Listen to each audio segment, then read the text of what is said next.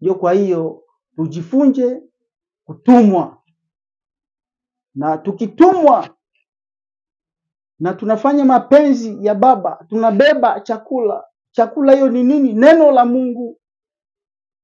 Neno la Mungu inatufariji, inakuwa chakula yetu wakati ya njaa. Neno la Mungu inakuwa maji yetu wakati ya kiu. Yusufu alibeba chakula aende kusaidia wachungaji.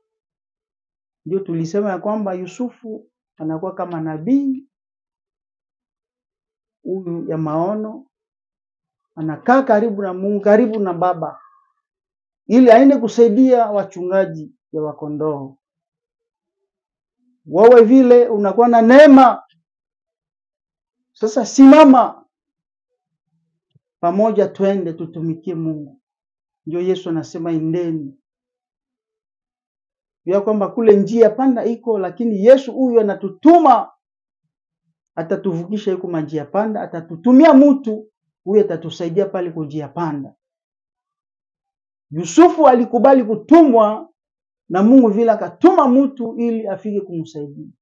Asante. Kwa hiyo ni sehemu Mungu huyu alisaidia Yusufu pale kwa njia panda, atanisaidia, atakusaidia, atatusaidia sisi sote. Asante kwa hiyo sehemu. Mbarikiwe katika jina la Yesu Kristo. Tuombe. Baba, katika jina la Yesu Kristo, tunakuinua, tunakubariki kwa sababu wewe ni mwema ndani ya maisha yetu. Wewe ulitendea Yusufu kwa sababu alikubali kutumwa, na ukatuma mtu afike kumsaidia, kumsupport.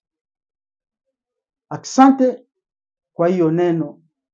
Ngalia huyu baba anasikiliza hiyo neno, anapama, anazunguka na tafuta umsaidie. Huyu mama anazunguka anafika mwisho, akili yake imeisha, umsaidie, umtoshe pale kwa njia panda. Asante. Ngalia huduma lake, ngalia kazi yake, ngalia afya yake, umsaidie. Saidia huduma letu ya prayer ministry.